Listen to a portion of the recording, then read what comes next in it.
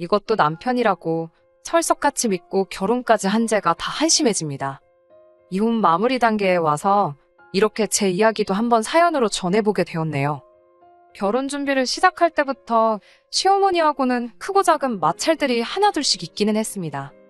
하지만 결혼 준비하던 당시에는 남편이 제대로 중간 역할을 잘해줬어요. 그러니 그 모습에 당연하게도 결혼 후에도 똑같이 중간에서 교통정리를 잘해줄 사람이라 생각했어요. 하지만 그 모습은 결혼하자마자 180도 바뀌어버리고 말았네요.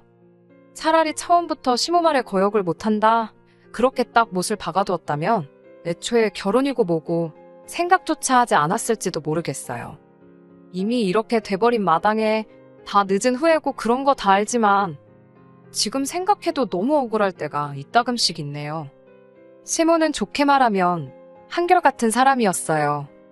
하지만 늘 심보가 아주 고약한 사람이었기에 한결같은 그 모습이 좋은 적은 한 번도 없었습니다. 보통 시모와의 갈등이 생기게 되었을 땐 다 그 말도 안 되는 어깃장 때문에 일이 시작되었고 그로 인해 오해가 커지곤 했거든요. 아마 남편도 보편적인 기준에서 지 엄마 편을 들 수가 없었기 때문에 제 편을 들었던 게 아닐까 싶어요. 아마 그 당시에도 엄마 편을 들어주고 싶어서 몸이 근질근질했을 겁니다. 남편이라는 단어 참 찰떡같이 잘 만든 단어 같아요. 중요할 때마다 꼭 내 편이 아니라 남의 편을 드니까 그래서 남편이라는 단어가 생기게 된 게 아닌가 싶어요. 아무튼 제가 개인적인 사정으로 인해 취직이 남들보다 아주 많이 늦었습니다. 30에 처음 회사에 들어갔어요. 남편은 뒤늦게 취직한 회사에서 같이 일하는 직장 선배였고 저한테 업무적으로 이런저런 인수인계를 해주던 사람이라 자연스럽게 정이 들고 그렇게 결혼까지 이어지게 되었습니다. 취직이 늦은 이유는 별거 없어요. 어려워진 집안 형편 때문에 제가 부모님을 돕지 않을 수가 없었습니다. 친정아버지는 평범한 회사원이셨고 친정어머니는 평생을 전업주부로 살아오셨어요. 제가 외동이었기에 사실상 제가 대학에 입학하면서 친정부모님은 노후 준비를 곧바로 시작하셨는데 아버지 회사에 일이 생기게 되었습니다. 정상적인 부도가 아니었고 회사 대표가 야반도주를 하는 바람에 아버지는 퇴직금이며 그간 밀렸던 월급이며 단 한 푼도 정산받지 못하게 되었어요. 떼인 돈이야 떼인 돈이지만 집안 형편이 어려워진 건 다른 이유에서였습니다. 약간이나마 모아두신 노후 자금을 가지고 아버지가 어디서 무슨 소리를 듣고 오신 건지 창업을 하셨거든요. 그런데 하필 차렸던 가게가 아실 분들은 다들 아실 텐데 그 말도 많고 탈도 많았던 대왕 카스테라 집을 오픈하셨거든요. 평생 책상머리 앞에서 사무직을 하시던 아버지가 웬 빵집을 시작하셨는지는 모르겠지만 아버지 입장도 이해가 가긴 했어요. 정상적으로 회사를 다녔어도 곧 정년을 맞았을 텐데 어느 회사에서 곧 정년인 사람을 쓰겠냐 하셨거든요. 하지만 라면도 혼자 제대로 못 끓이시던 아버지가 갑자기 무슨 빵을 만들겠어요. 결국 어머니까지 달라붙어 두 분이서 인건비 아껴가며 가게를 꾸리셨어요. 장사 노하우도 없는 분들이라 정직함 하나만 가지고 장사를 하셨는데 그 이후에 다들 아시는 그 사건들이 터지게 되었어요. 방송에서 시작된 안 좋은 루머 때문에 그나마 있던 손님들도 뚝 끊어지게 되었거든요.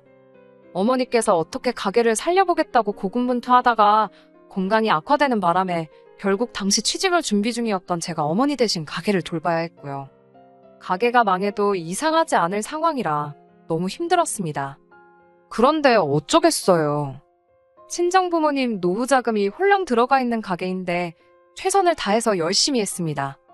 정직함 하나만 가지고 승부했던 가게이기에 처음엔 힘들었지만 차차 시간이 지나감에 따라 가게가 다시 살아나기 시작했어요.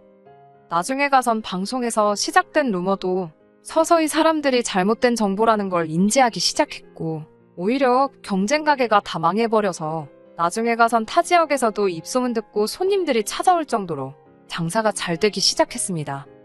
나중에 가서는 재료가 모자라서 일찍 가게를 닫을 때도 있을 정도로 손님이 많아졌어요.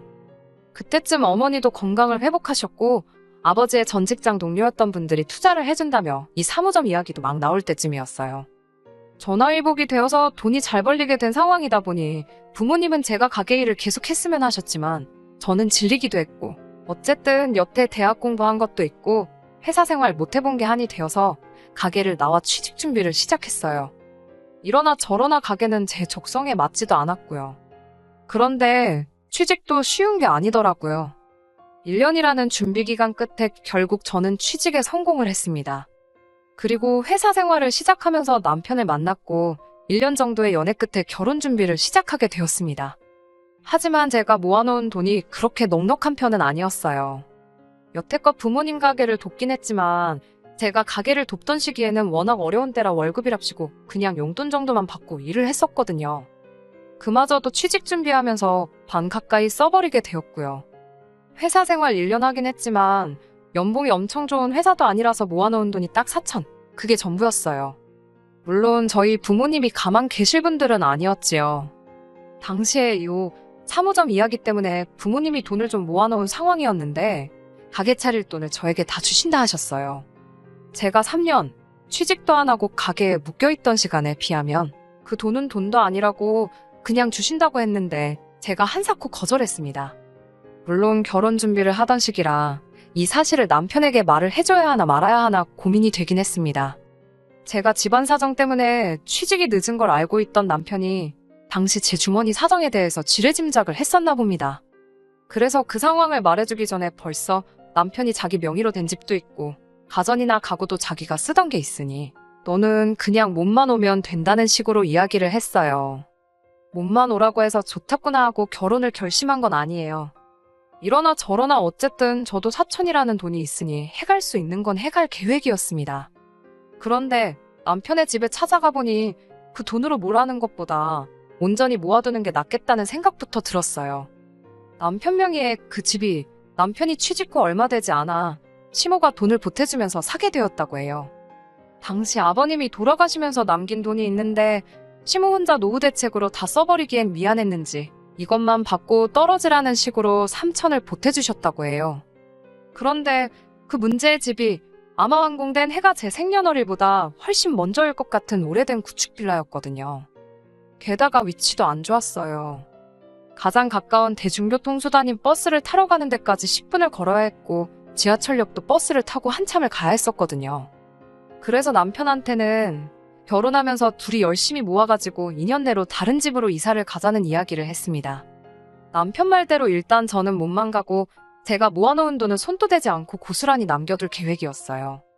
당시 남편과 제 월급을 고스란히 모은다고 해도 서울의 아파트는 꿈도 못 꿀 액수였지만 그때쯤이면 저희 부모님도 체인점 때문에 묶인 돈이 풀려 있을 테고 그때 가서 부모님께 돈을 지원받을 수 있을 거라 생각했거든요. 물론 이 부분에 대해서는 저도 조심스러울 수밖에 없었습니다. 사람 일이라는 게 어떻게 되는 건지 모르잖아요.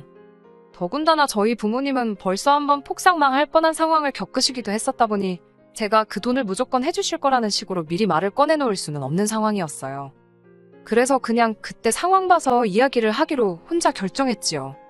이러나 저러나 어쨌든 저도 사천이면 당시 남편 집 시세가 1억 조금 넘는 정도였으니 굳이 따지고 본다면 말 맞다나 맨손으로 가는 건 아니었으니까요. 남편과 저는 합의가 된 일이다 보니 크게 신경을 쓰지 않았는데 시모 눈에는 제가 정말 몸뚱아리만 오는 거라 생각을 했나 봐요.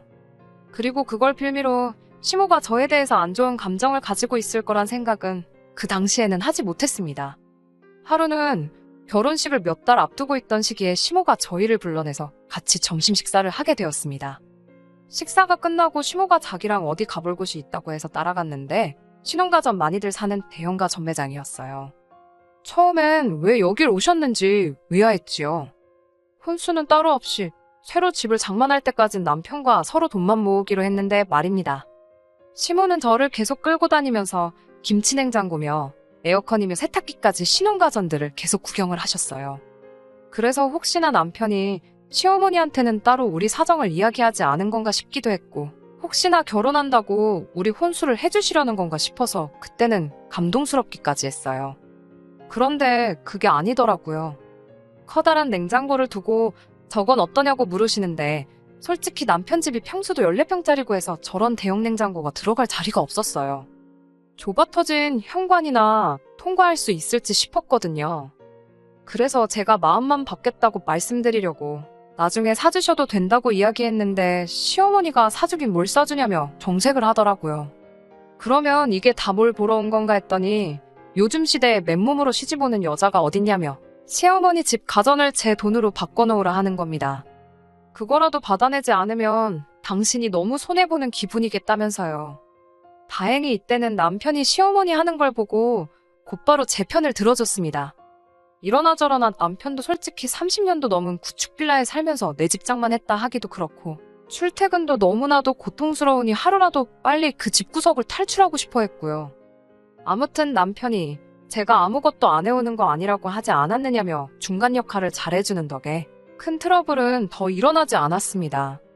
시모가 못마땅해 보이는 건 여전했지만 결혼식 직전까지 저한테 따로 금전적인 요구를 하거나 말도 안 되는 어깃장을 부리거나 하는 일은 없었어요. 그런데 결혼식을 올린 이후부터 시모는 은근슬쩍 저한테 말도 안 되는 요구를 해오곤 했습니다. 결혼 전에 시어머니가 남편한테 집 사라고 돈 3천만 원 보태주면서 이걸로 서로 빚진 거 없다는 식으로 이야기를 했다 알고 있었어요. 그래서 남편도 취직 후에는 시어머니한테 따로 생활비를 드리거나 한 적 없었고 시어머니 또한 그 자금을 해준 이후로는 아들 장가 보낼 때 추가적으로 더 도와주신 게 하나도 없었습니다. 말인즉슨 남편이 이 집에 들어와 살게 된 이후부터는 금전적으로 그 어떤 지원도 하지 않았다는 소리나 마찬가지인데 시어머니가 저희 시골리고 한 달 만에 전화를 와서는 생활비 이야기를 꺼내왔어요. 여태 남편이 어머님께 생활비를 보내주던 것도 아닌데 맞벌이하는 며느리 생겼다고 해서 생활비를 챙겨드릴 이유는 없잖아요. 물론 자식된 도리로 부모님께 용돈 정도 드리는 거 어려운 일 아니고 당연히 할 수 있는 일이겠지만 매달 200만 원씩 달라는 건 좀 어이가 없었어요. 막말로 양가 공평하게 친정에도 똑같이 보낸다고 치면 저희 생활비 하고 나면 많아봐야 50 정도밖에 여유 자금이 남지 않았거든요. 그 돈으로 집 살 돈 모으는 건 꿈도 못 꿀 일이고 말입니다. 그래서 그건 좀 힘들겠다고 거절을 했어요. 한 번은 침대가 낡아서 허리가 아프다고 하면서 무슨 400만 원이나 하는 침대를 어디서 알아오셔가지곤 그걸 사내라 하신다던가. 물론 전부 다 거절했지요. 하지만 결혼할 때와는 다르게 남편은 시모와 저 사이의 일에는 별로 개입하고 싶어 하던 눈치처럼 보이지가 않더라고요. 뭐라 말 좀 해봐라 하면 알겠다고 자기가 말하겠다 대답은 해놓고 정작 시모한테는 한마디도 하지 않았네요. 그리고 그게 기어이 시모와 저 사이의 일을 크게 키우는데 일조를 하게 되었습니다. 시모의 생일을 앞둔 어느 날이었습니다. 다짜고짜 시모한테 갈비찜, 해물탕, 뭐 이런 음식 메뉴들이 적혀있는 카톡이 주르륵 오기에 뭐 먹고 싶어서 저러시나 싶었거든요. 딱 들어도 손이 많이 갈 것만 같고 재료비도 비싼 음식들 목록이 저 두 가지를 포함해 랍스타며 잡채며 계속해서 오더니 마지막 줄에 저보고 그걸 가지가지 준비해서 10인분 정도 해오라는 거예요. 아는 지인들하고 당신 생일 파티를 하기로 했다고 며느리가 생일상 차려오기로 했다고 자랑을 해놨으니 이번만큼은 꼭 자기 말을 따르라더군요. 제가 다니는 회사가 없는 것도 아니고 무슨 수로 그 음식을 하느냐고 했어요. 그랬더니 시어머니가 남자가 집 해오고 여자가 꽁으로 시집을 왔는데 저보고 참 뻔뻔하다면서 그런 것도 못 해오느냐 하더군요. 당신이 저었다면 당신을 업고 있는 상태로 그 음식들 다 준비를 했겠다는 거예요. 누가 들으면 무슨 제가 호화공꼴에서 사는 줄 알겠다 싶더라고요. 결국 그날 퇴근한 남편한테 시어머니한테 말 좀 해달라 부탁을 했습니다. 그런데 남편은 시모가 어깃장 부리는 소리를 듣고도 제 편이 아니라 시모 편을 들더라고요. 지 엄마가 억지를 부리는 건 맞지만 아주 틀린 말은 하는 건 아니지 않냐면서요. 어쨌든 제가 맨몸으로 시집을 온 거나 마찬가지 아니겠냐고. 그러니 지 엄마가 며느리한테 어느 정도 성의 표시는 받고 싶어 하는데 해주는 게 하나도 없으니 얼마나 서운하겠냐 하는 겁니다. 제가 아무것도 안 해왔다 해도 결혼 전에 모은 돈 고스란히 들고 왔고 이렇게 하기로 한 것도 더 좋은 미래를 위해 지금 좀 참자고 내린 결정인데 내 편이어야 할 남편이 저렇게 나오니 어이가 없었지요. 그래도 제가 아무것도 안 한 건 사실이다 보니 저도 일단 뭐라도 해야지 할 말이 생기지 않겠나 해서 상의 끝에 제 돈으로 100만 원을 보내기로 했습니다. 그런데 시모가 생일이 지나서 아주 노발대발하면서 너는 집 해준 시모가 아주 우습게 보이는가 보다 하면서 참교육을 해준 애만에 하는 식으로 성질을 부리는 전화를 받게 되었습니다. 제가 말할 틈도 안 주고 자기 할 말만 따따따 써야 되는데 아주 미쳐버리는 줄 알았네요. 결국 제가 남편 통해서 용돈을 보내드리지 않았냐고 한마디 했습니다. 시모는 그걸 가지고 며느리가 시어머니 생일에 용돈 주는 건 당연한 거 아니냐면서 뭘 돈 가지고 생색을 내냐며 입에 거품을 물더군요. 제가 시간이 모자랄까봐 일부러 생일 당일이 아니고 주말로 시간을 잡아주기까지 했다며 되려 저한테 유세를 부리더라고요. 시간이 있어도 해갈 생각은 전혀 없었지만 상식적으로 그 많은 음식들을 하루 만에 어떻게 준비하느냐고 따지니 저보고 정성이 다 없어서 그런 거라네요. 자기가 집까지 해준 시어머니의 며느리라고 하나 드린 거 시댁 혼수도 안 바꿔준 걸 눈 감아줬는데 아주 하나 눈 감아주니 제가 기어오르려 든다고 소리를 치는 거예요. 결국 남편이 개입해서 상황을 대충 정리시키고 전화를 끊었습니다. 저는 아직 화가 가라앉지 않은 상황이어서 남편한테 어머님은 대체 나한테 뭐가 불만이냐 저러시냐면서 화를 냈지요. 남편 입장에서는 자기가 싸움도 말려줬는데 불똥이 왜 자기한테 튀는 거라 생각했는지 오히려 이번엔 저한테 역정을 내더라고요. 저보고 왜 이렇게 시어머니랑 잘 못 지내냐고 하는 거예요. 무리한 요구를 하긴 했지만 그걸 다 들어주지 못해도 두세 가지라도 해가지고 가면 시어머니가 저 정도까지 화를 내지 않으셨을 거라는 거죠. 이를 크게 키운 건 엄마가 아니라 네 잘못이라며 결국엔 지 엄마 편을 들어주더군요. 앞서 말한 것처럼 이런 자식을 남편이라고 옆에 끼고 사는 게 맞나 하는 생각이 들었습니다. 그동안은 제가 어찌어찌 제 선에서 참고 넘어갔고 이번에 처음으로 싸움으로 번진 건데 짧은 결혼 생활이나마 무슨 일이든 간에 무조건 제 편에 서준다던 남편은 고민도 없이 시어머니의 손을 들어주었네요. 그 뒤로는 남편하고 따로 말도 안 하고 지냈습니다. 회사에서도 같이 일을 해야 했기 때문에 고역이었지만 그래도 공과 사는 확실히 구분하기 위해서 회사 일에는 지장 없게 행동했어요. 남편은 이러나 저러나 제 직장 상사의 위치에 있었기 때문에 그 지위를 가지고 저한테 이죽거리면서 사소한 시비를 걸어왔습니다. 회사에선 더럽지만 참았고 집에 와서는 없는 사람인 척 무시하면서 지냈지요. 남편이 먼저 사과해오기 전까진 제가 구태여 먼저 화해의 손길을 내밀 이유도 없다 생각했고요. 그리고 그렇게 냉전 상태로 지낸 지 단 2주밖에 지나지 않은 상황이었습니다. 남편이 일부러 출장 스케줄을 꼬아서 제가 금요일부터 토요일 오후까지 타 지역에 외근을 나가도록 조작을 해놨더라고요.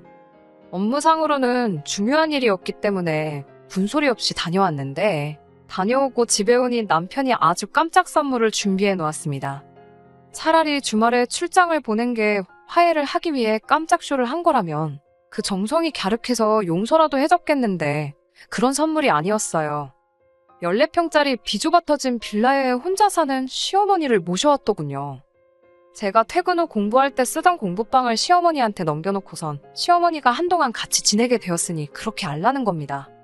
제 표정이 단시간에 굳어버리니 시모가 그 틈을 놓치지 않고서는 저한테 시비를 또 걸어오더라고요. 내 돈으로 사준 내 아들 집인데 뭐 놀 거 뭐 있냐면서요. 이 집에 제 돈이 10원 한 장이라도 들어간 게 있느냐며 이참에 제가 주제 파악 좀 할 수 있게 만들어주겠다고 하더라고요. 제가 하는 게 결혼할 때 집 해준 시어머니한테 할 태도가 아니라고 이참에 자기 수발 들면서 며느리 도리를 확실히 가르쳐주겠다 그러는데 제가 다 어이가 없었습니다. 꼴랑 3천만 원 보태놓고 으스댈 일인가 싶었습니다. 솔직히 속으로 내 돈 찾아와서 시모 얼굴에 3천만 원 가져다 뿌리면서 그 돈 고스란히 돌려줄 테니 이 집에서 나가라고 할까 생각도 싶었는데 제가 피땀 흘려 번 돈인데 그걸 그렇게 시모한테 돌려주고 싶은 생각은 추호도 없었어요. 저한테 말도 없이 시어머니 데리고 온 남편도 결국 한통속 아니겠나요? 시어머니가 얼마나 남편을 가스라이팅을 해댄 건지 옆에서 시모를 거들면서 엄마가 틀린 말 하는 거 없지 않냐고 하면서 그냥 이쯤에서 잘못한 거 인정하고 사과하면 어머니는 집으로 돌려보내겠다고 제안을 해오는 겁니다. 남편도 시모와 같은 생각을 하고 있는 거지요. 집이라고 솔직히 요즘 부동산 경기에 팔리겠나 싶은 집을 가지고선 저렇게 생색을 내니 뼈 빠지게 벌어서 남편과 둘이 더 좋은 집으로 이사갈 계획을 세웠던 제가 다 바보 같더군요. 그래서 니네 엄마는 네가 실컷 모시라 말하고 저는 짐 싸들고 친정으로 나왔습니다. 남편은 저보고 크게 실수하는 거라고 하면서 이걸 가지고 이혼을 할 거냐며 울음장을 놓더라고요. 이혼해달라 하면 해주겠다고 큰 소리를 치면서 저보고 회사는 이제 다 다닌 거나 마찬가지라고 협박까지 하는데 그때 아차 싶긴 했어요. 큰 회사는 아니지만 제가 뒤늦게 힘들게 들어간 회사였기도 하고 짐 싸들고 집에 가는 내내 몇 번이나 발걸음을 돌릴 뻔했지만 꾹 참고 친정으로 갔습니다. 친정 부모님은 저를 보고 화들짝 놀라서 무슨 일이냐 물어보셨어요. 자초지종을 말하니 친정 부모님이 당신들 생각이 있으시다며 당장 남편을 집으로 부르라 하시더군요. 남편은 제 연락을 받고는 얼마 지나지 않아 친정집으로 찾아왔어요. 어깨에 힘이 잔뜩 들어간 게 아무래도 친정 부모님이 이번 일을 두고 중재를 서주시려고 하니 여전히 자기는 아무 잘못 없는 걸로 생각하는 것 같더군요. 친정 부모님은 남편을 앞에다 두고 결혼할 때 몸만 오라더니 진짜 몸만 갔던 게 그렇게 불만이었냐고 대번에 물으시더라고요. 남편은 미꾸라지같이 요리조리 대답을 잘 피해가더라고요. 다억지나 마찬가지인 궤변에 불과했지만 여전히 결혼할 때 제가 몸만 온 건 사실이니 그걸 가지고 물고 늘어졌어요. 친정 부모님이 남편한테 그러면 사돈어른이 삼천을 보태주셨다고 들었는데 그건 사실이냐고 물으셨어요. 눈치가 빠른 남편은 그 질문의 의도를 깨닫고는 그때 삼천이 지금 삼천이랑 다르지 않겠냐고. 집값 오른 것까지 감안했을 때 따지고 보면 한 8천 정도는 해주신 거나 마찬가지 아니겠냐 하는 겁니다. 남편이 5천, 시모가 3천에서 8천을 주고 샀고 현재 시세가 1억 2천인데 계산 방식이 어떻게 해야 저렇게 되는 건진 모르겠지만 아주 자신감 있게 대답을 하더라고요. 제가 그게 무슨 계산이냐고 한마디 거들려고 하니 친정 부모님이 저를 막아서면서 딱 한마디 하시더라고요. 그럼 당장 그 집 팔아서 냉큼 사돈께 8천을 돌려주고 오라시더군요. 그러면 친정집을 저한테 증여를 해주겠다 하시는 겁니다. 당신들은 그냥 가게 근처에 적당한 월세구에서 살면 된다고요. 대신에 시모 앞으로 8천이 돌아가면 그 집을 살 당시에 5천을 투자했던 남편 몫은 못해도 1억은 되지 않겠냐 하시면서 절반을 들여서 이 집 혼수로 가득 채워오고 나머지 절반은 가게의 설비를 바꾸고 싶으니 집 해주는 초가 혼수해준다 생각하고 남은 돈을 다 해오라시더라고요. 남편은 대번에 얼굴이 굳더군요. 그도 그럴 게 어디서 많이 들은 상황 아니겠어요? 시모가 저한테 몸만 오는 게 말이나 되냐면서 제가 모은 돈으로 혼수를 요구했던 걸 똑같이 말씀하셨던 거예요. 친정집이 못해도 6억 정도 나가는데 집값 차이만 계산해봐도 남편한테 1억치 혼수를 요구하는 게 친정부모님 입장에서 못할 소리는 아니셨던 거죠. 남편은 시모 챙겨준다고 시모 몫을 8천으로 부풀려 불렀던 탓에 그 돈을 돌려드리면 당장 자기가 어떻게 1억을 해올 수 있는 상황이 아니란 걸 알았는지 대번에 그건 좀 안 되겠다고 하더라고요. 그러면서 저를 걸고 넘어지는데 결국 저도 혼수 아무것도 안 해오고 몸만 오지 않았냐면서 자기도 똑같이 몸만 오겠다고 하는 겁니다. 친정 부모님은 그것까지 예상하셨다는 듯이 그러면 그렇게 하라고 대답하시면서 대신 방 한 칸은 비워두라고 하시대요. 사위가 집 해주는 장인장모 모신다고 할 줄은 몰랐다고 너스레를 떠시면서 집을 증여해줬는데 몸만 올 거면 당연히 사위가 당신들 모시고 사는 게 맞지 않겠냐며 너털웃음을 지으시는데 자신만만하던 남편이 당황해서 말 한마디도 못하는 꼬락서니를 보니까 제 속이 다 시원하더군요. 그때 깨달았어요. 친정부모님이 이 결혼을 유지시켜주기 위해 중재를 서주시려던 게 아니라 몸만 오라고 먼저 말해놓고는 결혼하자마자 말 바꿔서 시모가 저 막대하는 게 당연하다는 식으로 나오는 남편을 한 방 먹여주려 하셨다는 걸 말이지요. 그래서 집 같은 거 해주실 필요 없다고 친정부모님 앞에 나 저 자식하고 이혼할 거라고 선언을 했습니다. 남편은 화들짝 놀라더라고요. 사실 자기도 그 썩어빠진 집 같지도 않은 집에서 빨리 탈출하고 싶었고 이번 기회에 그 집구석에서 탈출하나 싶었는데 제가 이혼하자고 나오니까 말이죠. 남편이 다른 말로는 저를 못 잡을 것 같으니 저한테 회사는 어쩌고 이혼하자는 말이 나오냐 하더라고요. 그래서 제가 콧방구 크게 한번 끼워주고는 그깟 회사 안 나가도 그만이라고 말했습니다. 한 달 월급 300 벌자고 내가 평생을 너랑 너네 엄마한테 무시당하면서 살게 생겼냐고 소리쳤어요. 결국 남편하고는 그렇게 이혼 수속을 밟기 시작했습니다. 웃긴 건 제가 회사에 사표를 내러 갔을 때예요. 회사 대표님이 연애 시작했을 때부터 헤어지면 둘 중 하나 그만둘까봐 걱정스러웠는데 일이 이렇게 될 줄은 상상도 못했다면서 유감을 표하더군요. 그런데 저한테 제안하길 오히려 남편을 해고할 테니 저보고 계속 회사를 다녀주면 어떻겠냐는 겁니다. 남편이 근무 태도도 성실한 편이 아니고 2년 조금 안 되는 기간 동안 저를 지켜봐온 결과 회사의 고인물보다는 신선한 동력이 필요한 것 같은데 작은 일에도 열정적인 저를 놓치는 것보다는 발전할 생각이 없어 보이는 남편을 자르는 게 회사로서는 더 이득이 아니겠냐 하면서 말이지요. 그렇게 남편은 회사에서도 잘리게 되었어요. 사실 저는 부모님 가게에서 다시 일을 시작할 예정이었는데 회사 생활은 제가 아쉬움이 남기도 했고 무엇보다 제가 남으면 남편이 잘리게 되는 건데 그 제안을 받아들이지 않을 이유가 없겠더라고요. 그렇게 실직자가 돼버린 남편은 그 잘난 집을 팔아서 시모 밑으로 들어가게 되었다고 합니다. 시세도 1억 2천이라 집값으로 재미도 못 봤는데 그나마도 요즘 경기에 팔리지가 않아서 금매로 시세보다 헐값에 정리했다는 말을 들었을 때는 속이 다 후련하더군요. 옛말 틀린 거 하나 없는 것 같아요. 고생 끝에 낙이 오는 건 저도 저희 부모님도 직접 경험한 일이고 뿌린 만큼 거둔다는 말도 지금 남편과 시모를 두고 딱 어울리는 말이 아닐까 싶습니다. 평생에 있을 한 번의 기회나 마찬가지였던 복덩이인 저를 놓쳐버린 두 사람. 이번 일로 제대로 한번 배우고 평생을 후회 속에 살아간다면 제게 붙은 이혼 옆구리표가 하나도 아쉬움이 없을 것 같네요. 끝까지 들어주셔서 감사합니다. 오늘의 사연은 여기까지입니다. 구독과 좋아요, 알람 설정 부탁드리고 더 좋은 사연으로 다시 찾아뵙겠습니다. 감사합니다.